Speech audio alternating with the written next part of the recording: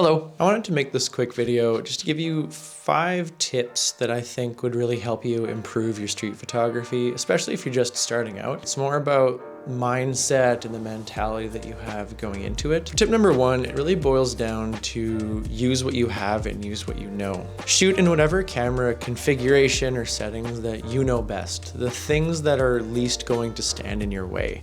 If you want to shoot in aperture priority, if you want to shoot in shutter priority, completely auto, it does not matter. Use whatever is going to be the least in your way when you're trying to capture those fraction of a second moments that you see in everyday life. No one is going to look at your work in a gallery or on your website or on Instagram and immediately vomit on the floor because they know that you used auto. Let your work speak for itself and use the settings and the configurations that will allow you to get those shots. If you can shoot completely manual, great. If you use zone focusing, amazing. If you use fully auto, more power to you. I usually set my ISO to suit the lighting conditions and shoot a lower shutter speed and then control the light just using the aperture. This is a habit I developed when I was shooting film because my introduction to photography was film, so a lot of the habits and a lot of the tastes that I have now stem from the things that I learned shooting film way back in the day.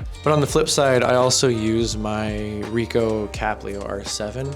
That's right, I do actually use this $20 point and shoot camera from 2007. This is a completely automatic camera. There are little to no manual settings. I do use it for work that I consider to be part of my serious gallery. I would as happily print a photo I took on this camera as I did on my Sony or on my Voigtlander or on my Mamiya.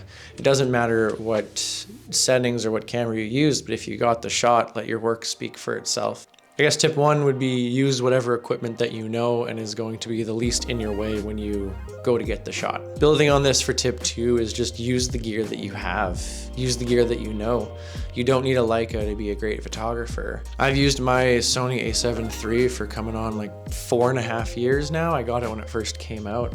I don't remember how long ago that was. I have a pretty strict 1 camera, 1 lens setup. I have my Sony a7 III with the Tamron 28-75 2.8 lens on it.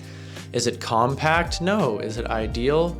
Probably not, but it's what I know best and it's what I at least have to think about when I go to take photos. I know it like the back of my hand. I know how many clicks it takes on the aperture wheel to get from f2.8 to f8. I typically keep the lens at 28, but I have the freedom to zoom in if I really want to. And again, I really do use this point and shoot camera from 2007. It's slow, it's kind of clunky to use, but I love the way that it allows me to shoot, and I'm really happy with the end product photos that I do get out of it. So yeah, gear doesn't matter. Use what you have, use what you know. Develop your style, develop your skills, develop your eye for your own creativity, and then change your gear as you change. I used to be a very strict 50mm lens guy, but as I've spent more hours on the streets, I've learned for what I look for, wider is better. So I went to 35 and now I'm on 28. So my next purchase is probably going to be a 28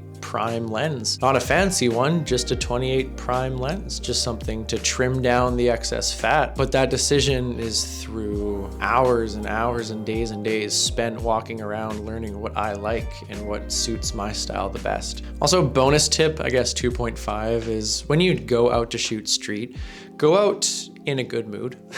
Don't go out ready to fight, or don't go out when you feel like any inconvenience could set you off. Go out optimistic, go out well-fed. Like seriously, don't underestimate what a good meal can do for you. You know, for me, living in this amazing country, renowned for its food, I like to sit down and have a good, wholesome, traditional Japanese meal so that I have that full stomach when I go out and I'm not craving a snack an hour into it. This also helps with the workflow. I like to go out and walk and shoot for very long periods of time. The less I stop, the better, to be honest. It helps me shape my mindset while I'm out there and sharpen my eye so I'm more prepared to capture those split-second moments. Anyway, that's just a bonus tip. Tip number 3 is that no one cares. When you're out on the street, it can be a very uncomfortable feeling. It can feel like everyone's eyes are on you because you're the weird guy with the camera. But if you're walking through crowds, taking quick pictures, if you're squatting down on the ground to get an interesting interesting angle of a reflection, no one cares. No one's gonna call the police on you. People aren't waiting at every corner to berate you for creating your art. People are gonna look at you and say, hey, a person with a camera, I bet they're taking a picture, and then move on with their day. They won't remember you 10 seconds later. What makes this tip effective is being mindful of your body language. If you're wearing a trench coat and you're hiding your camera in your coat after every photo and sneaking around and giving people the side eye and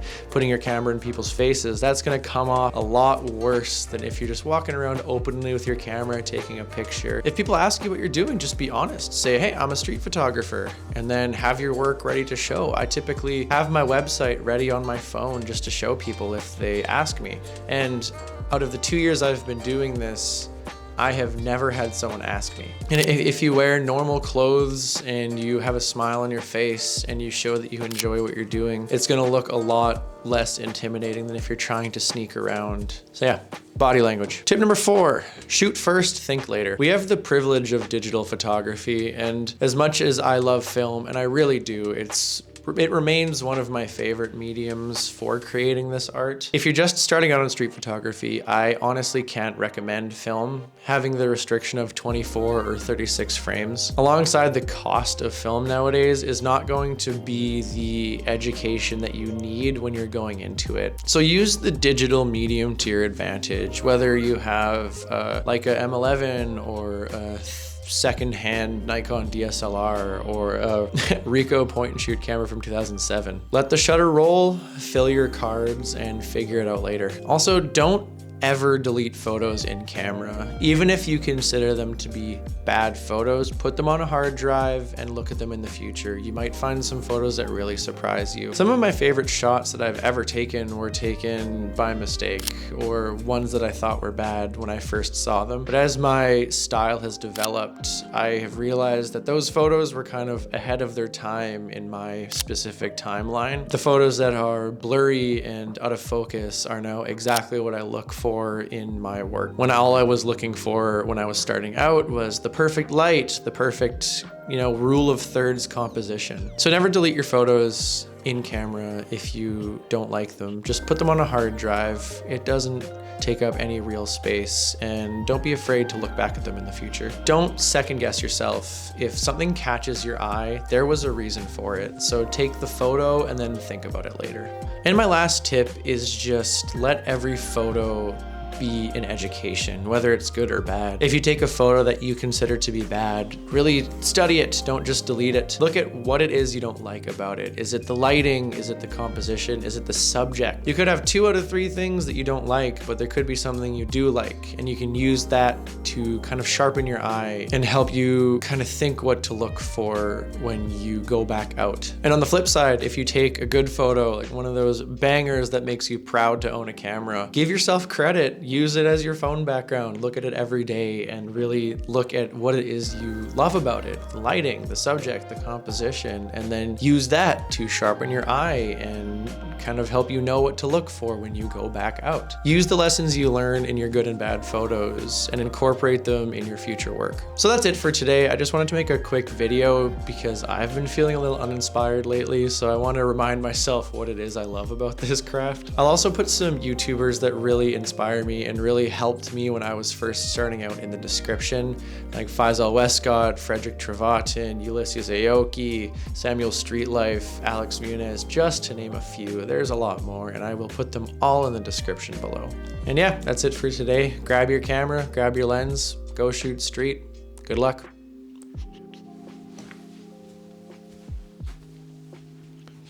Also, if you take a photo you love, tag me in it.